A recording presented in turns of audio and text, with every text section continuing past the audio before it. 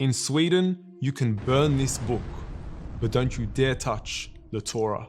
A 34-year-old man has just been prevented by Swedish authorities from burning the Torah in Stockholm, Sweden, outside the Israeli embassy.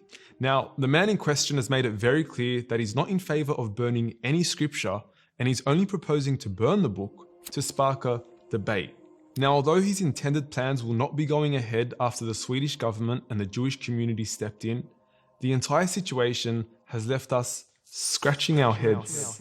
I mean, it was just last week where Sweden gave full authority for Rasmus Paludan to burn the Quran outside the Turkish embassy in the very same city, all under police protection, government approval, and of course a gigantic sum of taxpayer money funding the entire fiasco. In fact, we even witnessed the Swedish Prime Minister and Foreign Minister come out publicly to defend the depraved act, saying that although they're not supportive of what took place, it was still freedom of expression. What is going on? What exactly is this freedom of expression that you talk of? Because to anyone with a basic level of intellect, the only thing we're noticing is freedom of hypocrisy, where we have one rule for anti-Muslim speech and another rule for everyone else. Now let me be clear.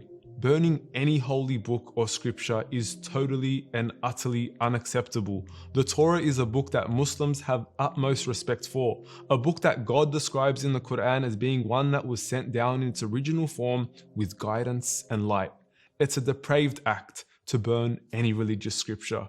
But why the double standards? The truth is that freedom of expression is nothing more than a baton that Europe uses to clobber minorities with at their discretion.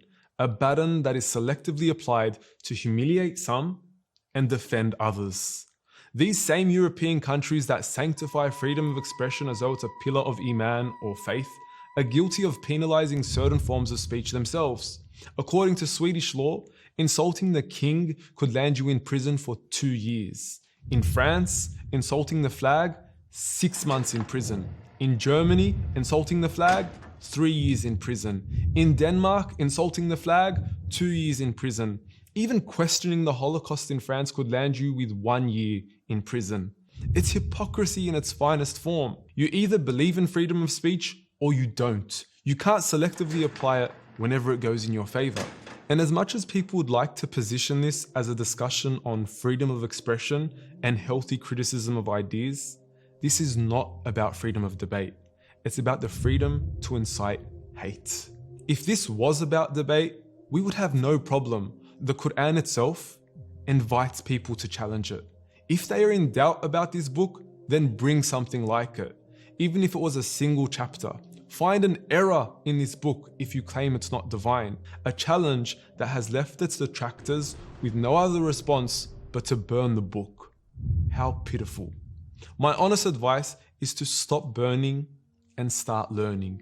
While you parade yourselves as nations that are bastions of progress and social advancement, ask yourself, how progressive and cohesive is your society truly, where a culture of insult, obscenity, and disrespect is normalized? Perhaps you should take a read of our book and learn a bit about building a cohesive society. A book that teaches us to respect other faiths and do not insult those who invoke other than Allah. وَلَا تَسُبُّوا الَّذِينَ يَدْعُونَ مِن دُونِ اللَّهِ. A book that teaches us not to insult, mock, or ridicule other people. لَا يَسْخَرْ قَوْمٌ مِّن قَوْمٍ. A book that teaches us to learn from our neighbors. لِتَعَارَفُوا. To respect them and not disgrace them. Yet guess what? Even if you were to continue to burn every Quran on earth, what are you going to achieve? By Allah, we make an oath that if you were to burn every Quran on earth, we will bring back the Quran within a day.